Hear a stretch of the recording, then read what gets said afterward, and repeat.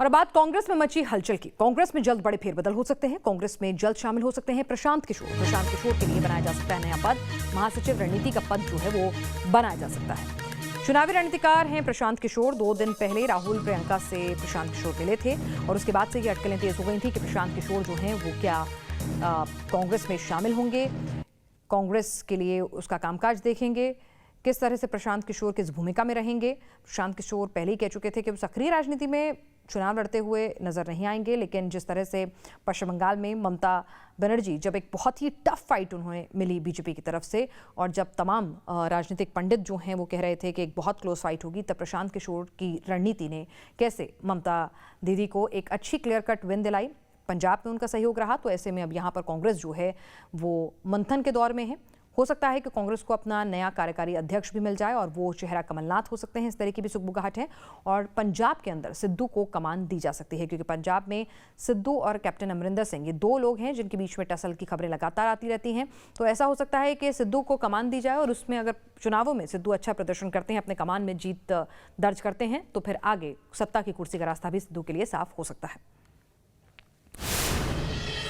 और अब बात करते हैं देश भर में मॉनसूनी बारिश की।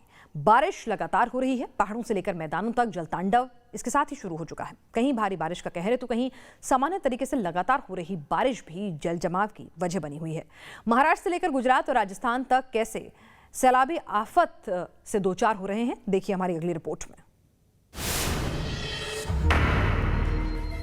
मूसलाधार आफत,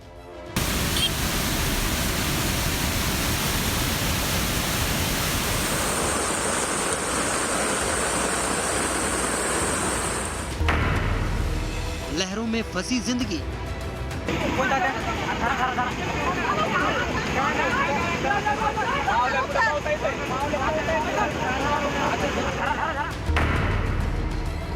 मंदिर में सैलाब,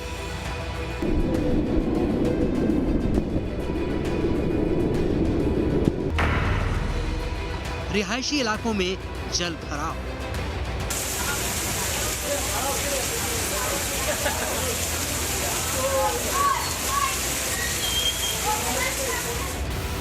देश के कई राज्यों में मानसून जोरों पर है। आसमान से बरस रही आफत जिंदगानी पर भारी पड़ रही है।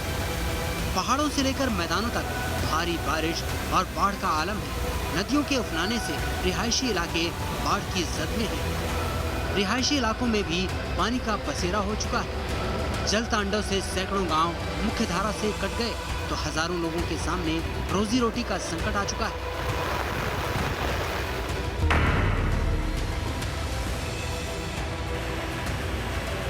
सबसे पहले आपको महाराष्ट्र के जालना की तस्वीर दिखाते हैं। यहाँ कई दिनों से भारी बारिश हो रही है, जिसकी वजह से नदी नाले उफान पर हैं। यहाँ छोटी नदियों का वेग भी डरावना हो चुका है। यहाँ के परतूर इलाके में भी नदियाँ उफनाई हुई हैं। बाढ़ के बीच लोग जान जोखिम में डालकर नदी पार कर रहे हैं। लहरों से सराबोर इस पुल को भी लोग पार करने की कोशिश कर रहे हैं। यहाँ मौजूद कुछ लोग राहगीरों की मदद भी कर रहे हैं, लेकिन इस दौरान ऐसा कुछ हुआ जिससे सनसनी फैल गई। पुल पार करते हुए एक बुजुर्ग पानी की तेज धारा का सामना नहीं कर पाए और देखते ही देखते नदी में गिर गए। बुजुर्ग के नदी में गिरने से चीख पुकार मच गई। वहां मौजूद कुछ लोगों ने हिम्मत दिखाते हुए नदी में छलांग लगाई और बुजुर्ग को बचा लिया।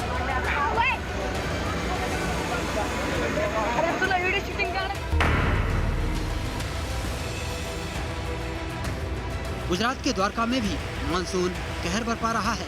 यहाँ कई दिनों से मूसलाधार बारिश हो रही है, जिसकी वजह से गांव के गांव पानी में डूब रहे हैं। आसमानी कहर की वजह से लोग पलायन को मजबूर हो चुके हैं। द्वारका के कल्याणपुर गांव का हाल देखिए।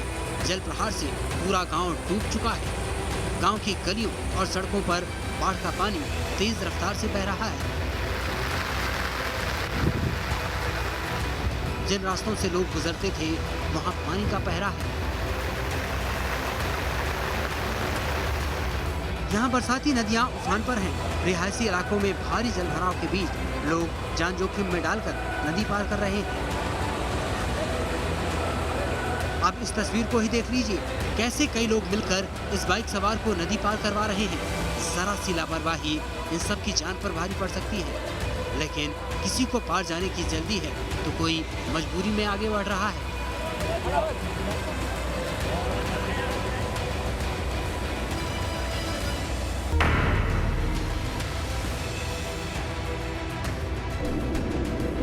जल तांडव की ये तस्वीरें राजस्थान के जैसलमेर की हैं।